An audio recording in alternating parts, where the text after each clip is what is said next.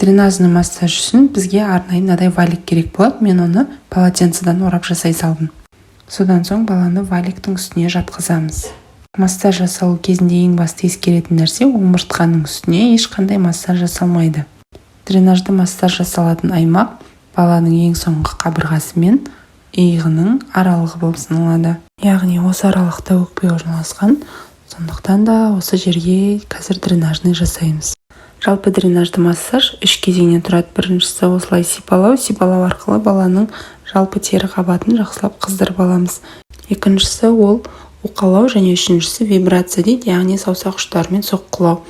Енді сипалаудан бастап көрсететін болсақ, бірнеше рет 20-25 рет баланың арқасын сипаласа, кәдімгідей қызып қалады. Мынау сипалаудың екінші тактикасы, яғни омыртқадан бастап қабырға бойымен баланың арқасын жақсылап сипалаймыз. Сосын уқалаймыз. Бас бармақ көмегімен дәл сол жаңағы аралықты және 3 саусақ көмегімен ақырындап уқалап шығуымызға болады. Бұл кезде қызу бұлшықет қабатына дейін өтеді. Одан кейін саусақтың подушкалары арқылы мынадай вибрациялық движениелер жасаймыз.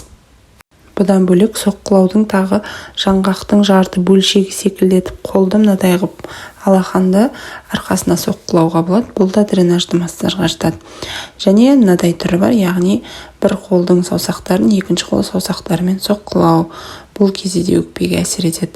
Енді баланы алдыға қаратамыз және кеудесін тағы да сипалаймыз. Әрдайым массажды сипалаудан бастаймыз. Баланы алдыға бұрған кезде көбіне жоғарғы бөлікке жасаған дұрыс. Ортаңғы қабатқа себебі ол жерде бронх орналасқан. Және баланың екі қолын көтеріп, қолтық асты аймақтарға да осылай соққылау арқылы өкпеге жиналған, тыныс алу жолдарына жиналған қақырықты сыртқа шығаруға көмектесуімізге болады. Дәл осы жерде айта кеткім келіп отыр, жалпы қақырық жібіп, қырылдап, әрі ылғалды жөтел болған кезде, именно бронхит, пневмония уақытында осы дренажды массаж жасалынады. Ал егерде құрғақ жөтелетін болса, мұрны бітелсе, сонымен қатар баланың температурасы болса, онда бұл массажды жасауға болмайды. Енді массажды күніне 1-2 рет жасауға болады. Және егер сізге ингаляция тағайындалған болса, ингаляциядан кейін жасаңыз. Сонымен қатар тамаққа дейін 30 минут бұрын жасауға болады, және тамақтандырып болғаннан кейін 1 сағаттан кейін жасаған дұрыс. Жалпы массажға толығымен 10 минут аралығында уақыт кетеді.